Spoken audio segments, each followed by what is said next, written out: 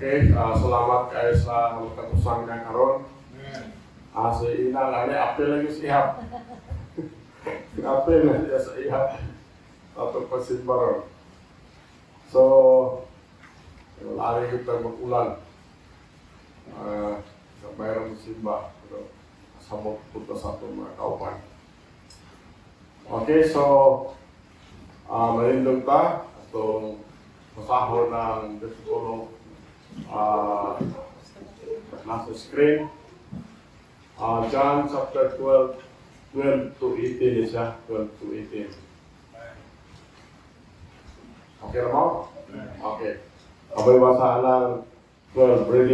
Ready, read. On the next day, much people that were come to the feast when they heard that Jesus was coming to Jerusalem. Verse 13, go. He purchased a palm trees and went forth to meet him, and cried, Hosanna, blessed is the King of Israel, coming in the name of the Lord. Verse 14, go. And Jesus, when he had found the young ass, sat thereon, as it is written, 15, go. Fear none, daughter of Zion, behold, the King cometh, sitting on an ass. Verse 16, go. These things understood not the disciples of the first, but when Jesus was glorified, then remembered they that these things were written of him, and that they had done these things unto him. Verse 17, go. The people therefore that was with him, when he called Lazarus out of his grave, and raised him from the dead, were glad. Verse 18, go. For he caused the people to met him, for that they heard that he had done his miracles. Verse 19, go. The Pharisees therefore said among themselves, perceiving how he prevailed nothing, the whole world is done unto him. Okay, thank you. Apo ta. Amahan naman ng itlon, puhin ng mga Diyos. Salamat tayo sa privilege na makaduol kami sa imong trono si Gracia, amahan. Kasayag kami, Lord, na makasasala mi ikaw, Diyos nga balaan. Apan ikaw, nagatugot ka lamang Ginoo. Kami nga imong gihugasan sa bililyon imong dugo na makaduol sa imong trono si Gracia. Salamat kayo sa matag-samahan na niya karoon ng gabion. Maraming ipasalamatan ang imong pulong, Lord. O nang mamuyok kami kanimo nga kining imong ulipon nga maghahatag sa mensahe, kaya ay isusulti, kaya ikaw ang imong pulong. Gapusa ang mga evil spirits, pinagis dugo ni Jesus Christ, o kabuli kami sa bililyon mo dugo ang mga. Kaya ay conviction ang magkausap, bisan kini mo ulipon sa imong pulong. Kung kini among pag-ampo, mga liupo kanimo, isalig na mo ang talan ni Jesus Christ, among punktong personal na pamiluluwas. Amen. Okay, manikot ba? So, lain na po ni gallery ni John, bahay ni Jesus Christ. Matod pa dire sa inyong ibasa, kung sa pagkasunod nga adlaw, daghang katawhan nga miadto sa pista, feast, doon feast dito. Sa diha nga sila nakadungog nga si Jesus, nagapadulong sa Jerusalem. Nanguha og mga palwa sa mga kahoy nga palmira o miadto aron sa pagtagbo kaniya o misinggit usara. Bulahan ang hari sa Israel nga nagaabot diha sa ngalan sa Ginoo. Verse 14. O si Jesus sa diha nga siya nakakaplag sa usang kabatanong asno, bilingkod diha dili sumala sa kasulatan. Verse 15 mao na gisulat sa kasulatan, gisayat lang diri. Ayaw kahadlok babaeng anak sa Sion. Tanawa ang imong hari nagaabot nga nagalingkod sa usa ka nati sa asno. Ora na sa verse 16, bisan gani ang iyahang mga tinuna, nilong din verse 16, kining mga butang nga wala na sabti sa iyang mga tinunan sa una. Apan sa diha nga si Jesus, himaya na, o niya, nakahinumdum sila, nga kining mga butang nga naisulat mahitungod kaniya, o nga sila nakahimo nining mga butang nga ngadto kaniya. Verse 17, busa ang katawhan nga uban kaniya sa diha nga gitawag niya si Lazaro gikan sa iyang lubnganan ug nagbuhi kaniya gikan sa mga patay mipamatuod o tungod din nga hinungdan ang katawhan usab gitagbo kaniya kay sila nakadungog nga siya nakahimo ni nga milagro 19 busa ang mga parisyo diingon diha sa ilang mga kaugalingon nakamatikod ba kamo giunsa nga kamo walay daganan tan-awa ang kalibutan nangadto na sulod kaniya. So mao ni ang ato patukuran sa mensahe diya. Ang mensahe karon nauluhan niya siya og Jesus the King. Jesus usa ka ang hari. So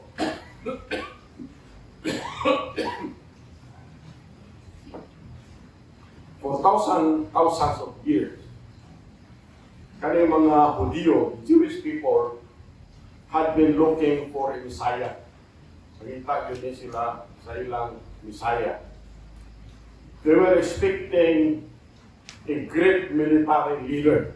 Muna ang ilang expectations.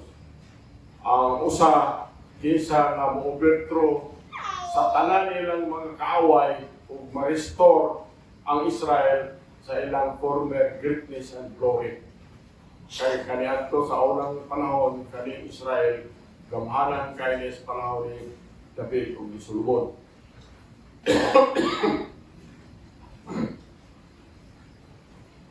What they had not expected was that their king would appear as a carpenter. Nabalo ka sa carpenter ko diyan ginikala. Kamano nga ginikala. Ang mga Hudyo never expected that he would possess no weapons. Wala siya mga armas, walay army, walay political power. They certainly never knew. Ang mga Hudyo certainly wala sila kahibalo nga he would be crucified. Ilansan siya sa cross dito sa mabangis kaya nga cross. Dito ilansan siya sa cross sa iyang mga kaaway. However, throughout the early life of Jesus, they were given evidence on top of evidence that Jesus was who he said he was. He proved his identity time and again by his miracles. Kung atong natunan ang iyang milagro. Miracles niya, naghimo sa milagro ngadto sa iyang mga tawhanon nga kaliwat. Milagro bisan pa ang lugar nga diin siya natao. Then by signs and wonders, daghan na kayo siya nahimo nga dili na ma-mention ani atong mga mensahe diri. Yet ang mga Hudyo refused to believe that he was in fact the Messiah. So time and again, Jesus Christ revealed himself unto them. And time and again, they rejected him. So much so, na si John, iyahang gisulti kanin mga kulunga. Ingon si John, he came, Jesus came unto his own, and his own received him not. Wala kayo mo ni John, John 1:11.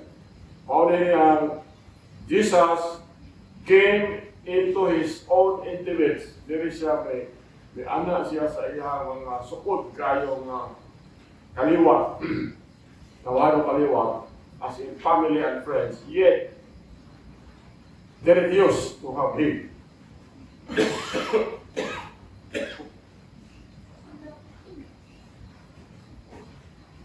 Now, in this chapter of John's Gospel, Jesus is once more about to reveal his identity to the nation of Israel. They will be given, kaning mga Hudyo, they will be given one final opportunity to receive their king. This chapter, which records the details of the last few days of Christ's public ministry, paints a portrait of Jesus, the King. Ano yung mga bersikulo ha, we will see, makita na to, kinsa si Jesus Christ, unsa iyahang buhaton din sa kalibutan, and how he carried it out. As we consider these truths about the Lord Jesus, I challenge you to look into your own heart and iyong kasikasin and see where you stand in regard to the King. Have you received Jesus Christ as your personal Savior?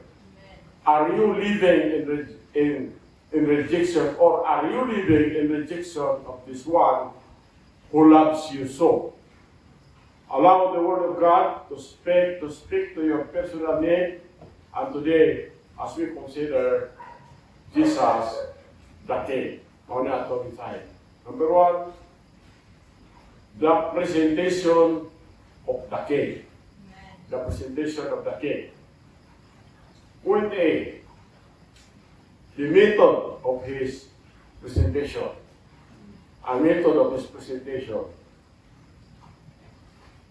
Si Ginoong Hesus, klaro kayo nga iyang pamatuod ang iyang identity by fulfilling si Zacharias prophecy. Atong nabasa na ito kanina sa verse 15. When the Romans saw Jesus riding in the donkey, so mga Romans na nakita na si Ginoong Hesus sakay at donkey, ang mga Romans probably thought it was all a joke. So, widya wala niya ha. After all, unsa ko ng hari nga musakay ang donkey. They did not see him as a threat to Roman power. Wala nila makita na doon ay makahadlock to si Jesus Christ na gahom sa Roman government. Many of the Jews probably wondered this one who would be king was riding a lowly donkey. Tingala sila na usap na yung hari. Kaya mga ko binayad ng expectation. Usap na yung hari na ito. Sakay ba ng donkey. After all, di ba, kaniyuntang Bisaya, magsakay untang ng powerful war horse. Mauntang yung untang sakyan. Bisan pa ang mga disciple ni Jesus Christ, even Christ's own disciples, wala sila makasabot sa unsay sa ilang nakita.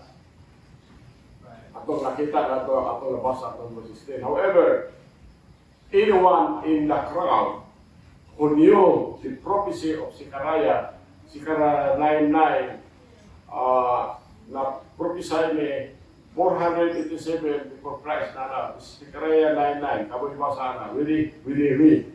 Rejoice greatly, O daughter of Zion. Shout, O daughter of Jerusalem. Behold, the King cometh unto thee. He is just and having salvation, lowly and riding upon an ass, and upon the foal of an ass. Mauna ang prophesy na 487 years before Christ. When they saw Jesus entering the city on this particular day, they would have exactly what was happening. Jesus presented himself, just as the prophet had said that he would. He came as the King. Amen. So, Paula Newton, who will be the moment of his presentation. The moment of his presentation. Jesus made his ride into Jerusalem on what we call Palm Sunday. Palm Sunday. Just a few days before his death. So pagsunod niya dito, pila lang kaadlaw, umatay na siya. And exactly, ito pagsunod niya, 1 week before his resurrection. 1 week before his resurrection. His entrance into Jerusalem on this particular day was no coincidence. Rather, his entrance into Jerusalem coincided exactly with Daniel's prophecy as found in Daniel 9:24-27. Kaning Daniel 9:24-27, ato na rin kugihan basa, kay mauli ang gitawag o Daniel's 70 years prophecy, 70 years prophecy, mauli siya. Ato na rin basahon para doon tayo pagsamot gamay. Daniel 9:24, kaway basa, read. 70 years are determined upon the people of the holy city, to finish the construction and to make the heavens cease, and to make the constellation for iniquity, and to bring the everlasting righteousness, and to seal out the vision of prophecy, and to anoint the most holy. Verse 25 go. Know therefore and understand that I'm going forth to the commandment which is forward, and build Jerusalem unto the Messiah, the freedom shall be 7 weeks, and these 4 and 2 weeks, the street shall be built again, and the wall even shall stand.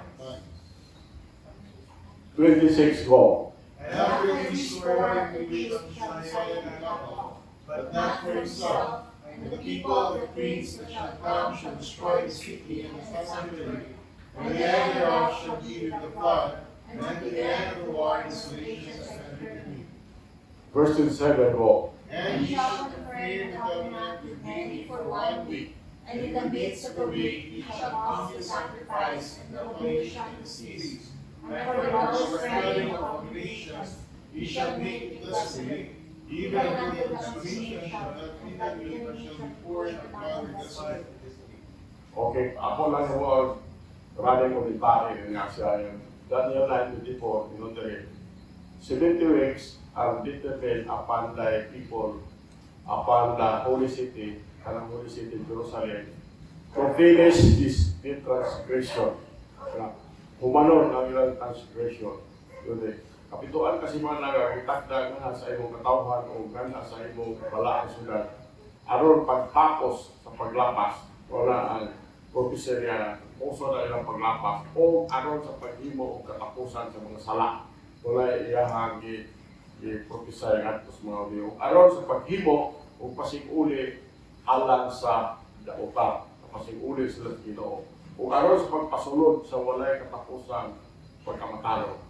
Aron sa pagsilyo sa pananawon o sa propesya o aron sa pagbihog sa labing balaan. Busa hibalui o sabta nga gikan sa pagawas sa sugo aron sa pagbabalik sa pagtukod sa Jerusalem ngadto sa Bisaya, ang prinsipe mahitabo nga 7 ka semana o kaunuman o 2 ka semana ang dalan pagkatukuron pag-usab ug ang parel bisan diha sa masabok ng mga panahon. Okay, so kanalay raning komentary na ko na pero ato na explain dili gamay. This mix of years at not days karang 70 weeks dili na siya days, that is a week of years. Number 2, that is a 490 years period karang 70 weeks. Sa ito pa 70 times 7, 490 years na siya. As in general chronology, magsugod na naa siya yung prophecy with the order to rebuild in Jerusalem. Balawang nga na-destroy na Jerusalem. Na-fulfill na ito ni Nehemiah 2:1-6 by Artaxerxes. Artaxerxes on March 14, 445 before Christ. The next phase covers 69 weeks of years broken down into 2 portions. So, it took 7 weeks of years or 49 years to rebuild Jerusalem. All of this during times of great trouble. Pabasa nato ni the book of Nehemiah. Number 2, from that time, there were 62 weeks of years or 434, 62 times 7, until Messiah was to come. If taken literally, these 43 years leading up to the coming of Messiah would equal to 173,000 880 days. Sakto gini siya. Based on the Jewish prophetic year of 360, ending on April 6, 32 AD. Kapalo man ta nga, ang pintagaan niya, ilang kalendar 360 days ang katuig ato. Ang atong pintada 365 man. So, on exact day, Jesus entered Jerusalem on the donkey. It was also on this day that he was officially rejected by the nation of Israel. Sealing their faith, these are, pag kumana na, i-reject nila si anak panahon na si Jesus Christ, that doon ay silent years, di ka na ng malakay, payon sa Matthew 400 silent years. Huwag nyo sila kadulong bahay ni Jesus Christ. So,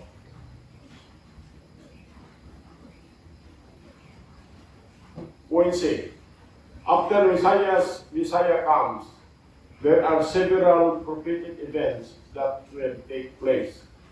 Messiah will be cut off. Atong ibasa kayo, Messiah will be cut off, meaning ilansang siya dito sa cross. Mao na ang crucifixion. That is why the Jews refuse him. That is why ang mga Hudyo, hindi ko tuo niya na si Hari, hantod karon, hantod sa pagsulti ni Paul. Dili magapon sila mo to. 1 Corinthians 1:23. Kung ibasa ng 1 Corinthians 1:23, read. But we preach Christ crucified, to the Jews a stumbling block, and to the Greeks foolishness. So, gitago na si Jesus Christ from the Jew, kay ang tinguha sa Ginoo nga magsilo sa sila ba kay itago sa Ginoo sa mga si Jesus Christ sa mga Hudyo pero i-open sa mga Gentiles aron magsilos ang mga Hudyo ang mga Gentiles kasi. So, pag kumana na Jerusalem will again be destroyed. O na-destroy ng Jerusalem, fulfill ng gisulti ni Jesus Christ sa Matthew 24, 1-2, atong AD 70 AD. Atong kisulong sila ni Titus, ang Roman general. Matthew 24, 1, ako masahol na nga. Pero dito, 24:1. And Jesus went out and departed from the temple, and his disciples came to him for to show him the building of the temple. 2. And Jesus said unto them, See ye not all these things? Verily I say unto you, this shall not be left here one stone upon another, that shall not be torn down. O sa panahon ni General Titus atong 70 AD nagumpa ni Jerusalem. Inondere shall not be thrown down karang ang war niya na daot. So, mauna ang nahitabo. Number 3, there will be a great war that will engulf Israel. Pero wala pa ni tuman kay kaning war, great war nga mahitabo sa Israel. Ezekiel 38:39 siya. Ezekiel 38:39. Russia and her allies shall invade. Number 4, 69 weeks or 483 years of the prophecy have been literally fulfilled. Ang wala lang ma-fulfill sa prophecy ni Daniel, kanagang 7 years remaining. Isa mo na, kanagang 7 years tribulation period. Kung nahibalota nga, kung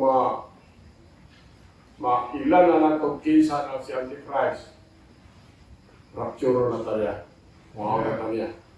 So, daghantang mga pagduda, no? Kung kinsa yung Antichrist, basig si Trump, basig si Obama, basig si Charles, marang tigula naman, hindi na siguro to. So, mauna lang na ang wala wala matumak sa prophecy ni Daniel. All prophecies ni Daniel sa 7 weeks, ikanak na lang ang wala matumak. So, to put all of this into an HCM, Jesus presented himself as the King of the Jews on the exact day when the prophet said he would. Simply stated, Jesus came as the King. He did exactly what God had said as he would do to the letter. So, katong propesya ni David natuman to katong tanan. Gawas ato 7 years tribulation period. Kung kita nagtuot ang 7 years tribulation period mo pagsugod na the believers atong mga ituon Jesus Christ marapture. Kuhaon na niya yung rapture. Point C, the multitudes at his presentation. The people who saw Jesus entering the city understood of what he was doing. Itong katawan ito nga nakita ni Ginoong Jesus pagsulod na siyudad, nakasapot sila unsay implication sa unsay iyang gihimo. Ito niyo sila Husana. Pero Husana, mo pasabot ano Husana, save now. Save now. So in light of his miracles, most notable katong pag iyahang gibuhi si Lazarus nga namatay na upat ka adlaw. Now, because of his public appeal, atong mga katawhan, naguna-huna sila nga si Ginoong Jesus would be the one who would overthrow the Roman government. Una ilang pagtuo. Kaya yung expectation ko Jesus Christ nga maoy mo pildi atong Roman government. So, nabalo man nga kining tawhana, kining mga Hudyo, they are the people looking for a ruler. Yet, how fickle they were. Kaya mga Hudyo, mausap-usapon ba kayo o hula-hula? Di kaya hula-hula kayo. In just 5 days, some of the same people who joined their voices with those crying, crucify him. Mabasa nato sa John 19:6. So, ang mga katawhan nga lingon sila nga Husana, amot pa sa save now. Ang uban atong mga tawhana, ning Jewel po pagsinggit nga ingon sila ilansan sa cross Jesus Christ. Ilansan sa cross, John 19:6. While they expected him to come as a king, they never expected him to die. Wala din sila mag-expect o matay. So, when it became apparent over the next few days that Jesus would not overthrow Rome, the same people, katong tagbo niya dito sa sila, who cheered him, torn him, and rejected him. So, very literally, Jesus demonstrated himself to be the King of the Jews. He came unto his own, just as the prophets had said, and his own received him not. What said the wata sa mga katawhan. So, just as the prophets had predicted him. Zechariah 13:3. So, mao ni atong conclusion sa itong mensahe. The Jews can say what they will. Jesus is still the King. Men today can do what they please. Jesus is still the King. Folks can live as they please, but Jesus is still the King. And He will have the last word. The only question that remains this evening is this: is Jesus your King? Dito tawag ako ta. Mahal mo lang itlog, buhay ng mga Diyos. Salamat sa mensahe, Lord. Salamat sa mga pulong. Ako'y pakaboyo nga kining kabiyo na, Lord. Kami yung Likod ang pagsuko amahan nga ikaw Ginoong Hesus, King of Kings and Lord of Lords. Ang pamoyo amahan nga balongdan ni Bisaya sa matagusan ni kagabion. Kung dili kagabion Lord, makili mo tayo mo itulungo amahan alang sa mong pangaliw po diya kanimo amahan. Among pamoyo kanimo Ginoo, ikaw nagsaad ka lamo nga mutagad ka sa among mga prayer, mga pag-ampo niya kanimo. Amahan, kaya among pag-ampo, pangaliw po kanimo, isalig na mga tanan Jesus Christ, among bukong kasalanan manluluwas. Amen. Okay, tingnan ta.